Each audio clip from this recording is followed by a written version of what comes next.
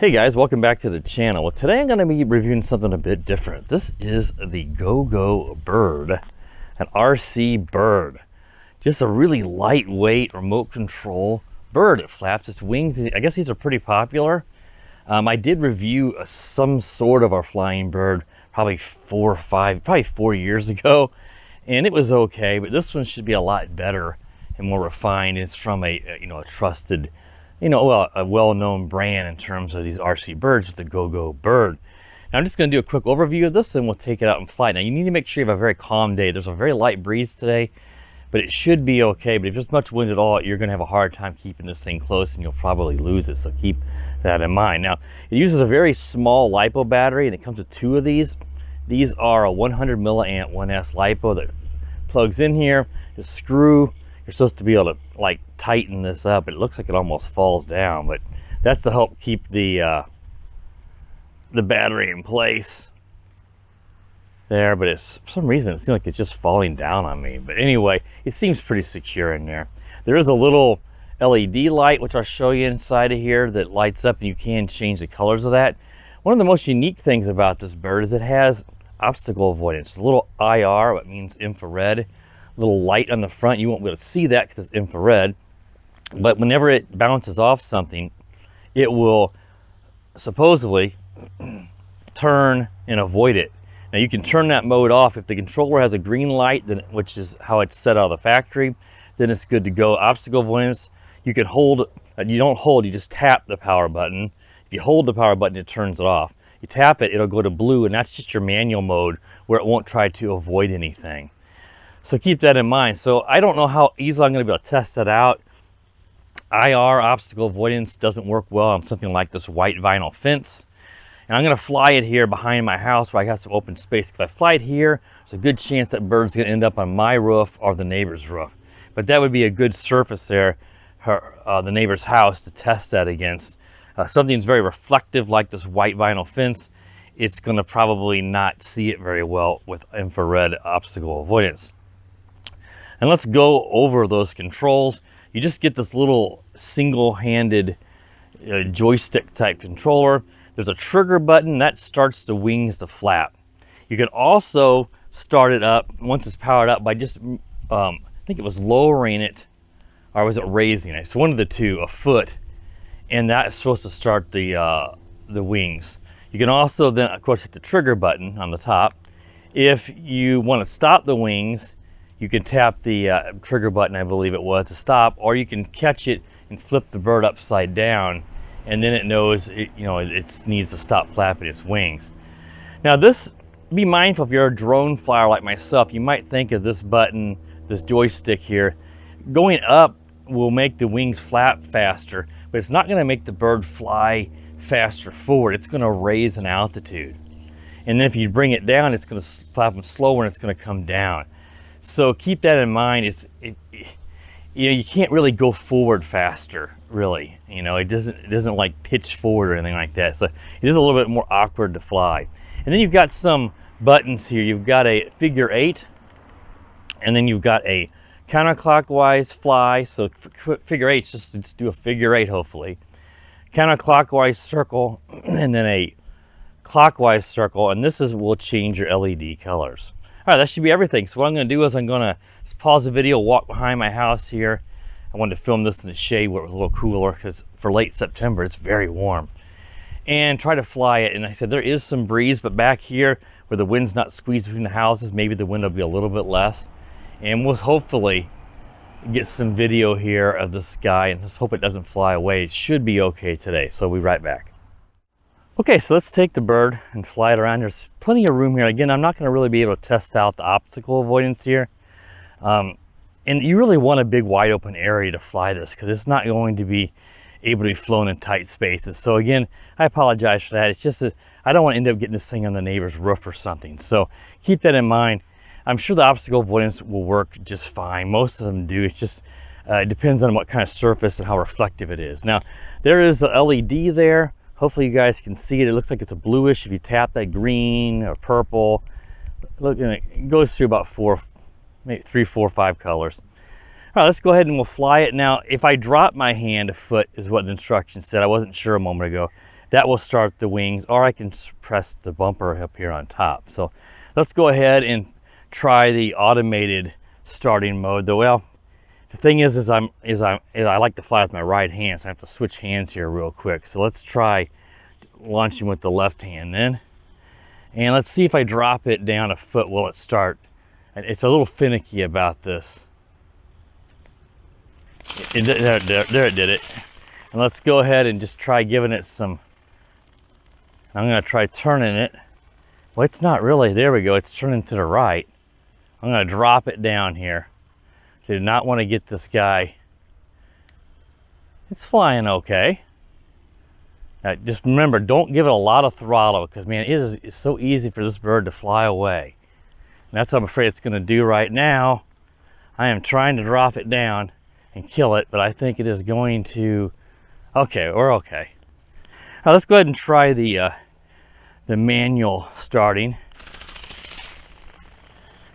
Let's try a circle 8, figure 8. Let's see how that does. Well, it should now go. Maybe it'll do better when it's automatically flying than me. That's actually working pretty well. Again, I think the more you fly this, the more you're. I'm going to press it again and see if that cancels it, and it did. Let's try a circle fly here. Let's try to go counterclockwise. I'm going to try to bring it towards me now. It's getting a little bit better now. Remember, when the bird is facing away from you, it's going to reverse your controls. Let's try the other direction, circle. This is a perfect day to fly this bird outside. I'm going to press it again and try to fly it towards me now. Yeah, this is not bad. I mean, it's taking some practice. I think the more you do, you've got to fly this bird on a calm day. It's actually pretty. I think a kid would really like this. My 5-year-old definitely wants to fly it here after we get done with the video. Yeah, this is not bad. It just got a little bit into a little wind, and I had a little too much throttle, but thankfully, as you guys could see, it was just fine. I was worried that I had flown it under those trees over there, and that obviously would have been lost. Let's try that again. If I want to try to stop the wings, I hold this down. Will it do an emergency? Yeah, look at that. It just kills them. That's perfect.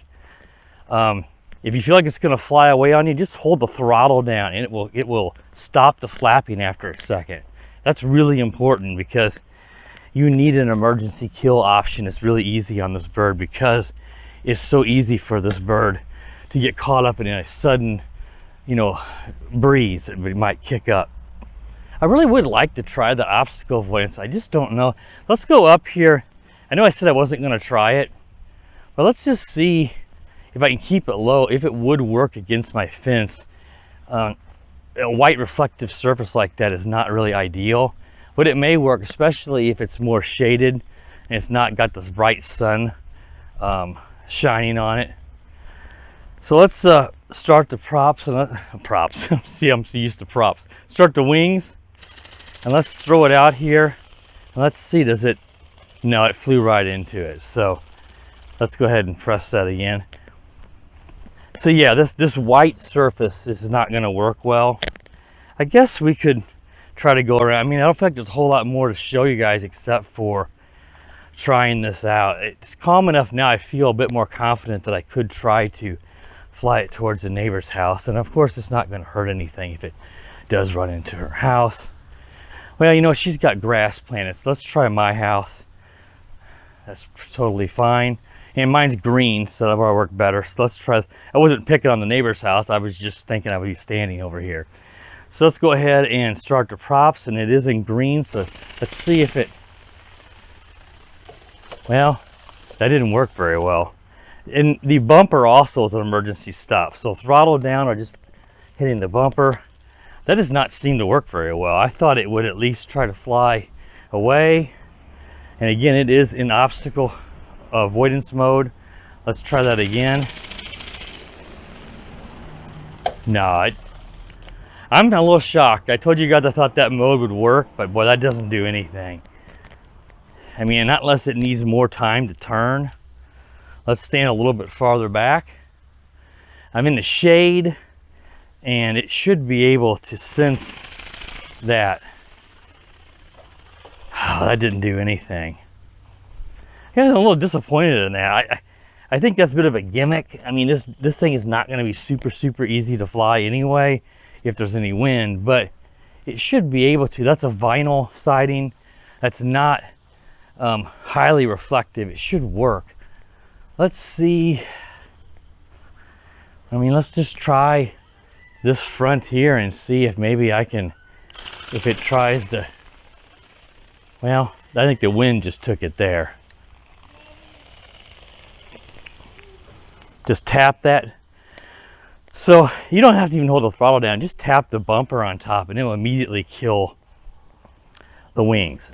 So you shouldn't have a flyaway for that instance, because you can kill the wings. You just have to remember, you just hold the throttle down or tap the bumper. Let's just fly it one more time right here since it's so calm, and then we'll end this.